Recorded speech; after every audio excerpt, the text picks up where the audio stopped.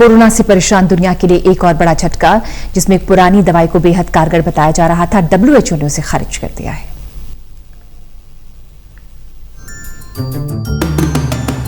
दुनिया भर के देश कोरोना से परेशान हैं और सभी एक कारगर वैक्सीन के इंतजार में, जिस पर कई देशों के वैज्ञानिक और डॉक्टर दिन रात काम कर रहे हैं। साथ ही कई पुरानी दवाओं का भी इस्तेमाल किया जा रहा था।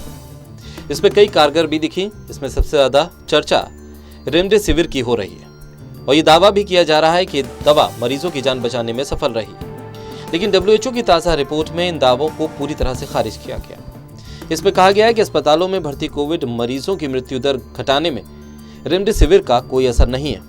इस रिपोर्ट में बताया गया है कि कोविड-19 के सिलसिले में 4 दवाओं का मृत्यु दर घटाने, श्वसन को सुचारू करने और अस्पताल में भर्ती रहने की अवधि पर कोई असर नहीं पड़ा। दरअसल रेमडेसिविर, हाइड्रोक्सीक्लोरोक्विनीन, लोपिनाविर, रिटोनाविर और इंटरफेरॉन का 30 देशों के 405 अस्पतालों में 11,666 बालिगों पर परीक्षण था और इस परीक्षण के दौरान 2,750 मरीजों में रेमडेसिविर, 954 को हाइड्रोक्सीक्लोरोक्विनीन, 1,411 को लोपिनाविर और 651 को इंटरफेरॉन समेत लोपिनाविर और 1,412 को इंटरफेरॉन की खुराक दी गई, जबकि 4,088 मरीजों पर चारों दवाइयों का इस्तेमाल नहीं किया गया।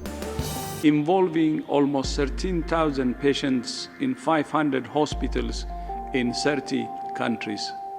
Interim results from the trial now show that the other 2 drugs in the trial, remdesivir and interferon, have little or no effect in preventing death from COVID-19 or reducing time in hospital. We expect the full results to be published shortly in a leading scientific journal.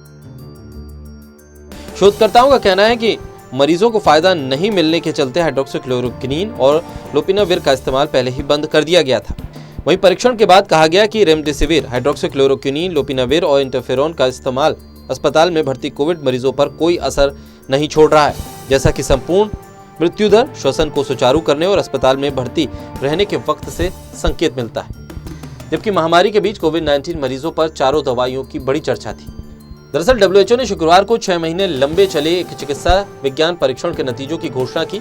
ये परीक्षण का मकसद ये जानना था कि वर्तमान में उपलब्ध दवाएं कोरोना वायरस संक्रमण के इलाज में कितनी प्रभावी हो सकती हैं। नतीजे से पता चला कि परीक्षण के दौरान इस्तेमाल की गई दवाओं रेमडेसिविर, हाइड्रोक्सीक्लोरोक्विनीन, लोपिनाविर, रिटोनाविर और इंटरफेरॉन का इस्तेमाल कोविड-19 मरीजों पर किया गया। या तो इसने बेहद कम असर छोड़ा या बिल्कुल भी कारगर साबित नहीं हुई। वैक्सीन के अलावा कई पुरानी दवाओं का भी कोरोना मरीजों पर प्रयोग हुआ।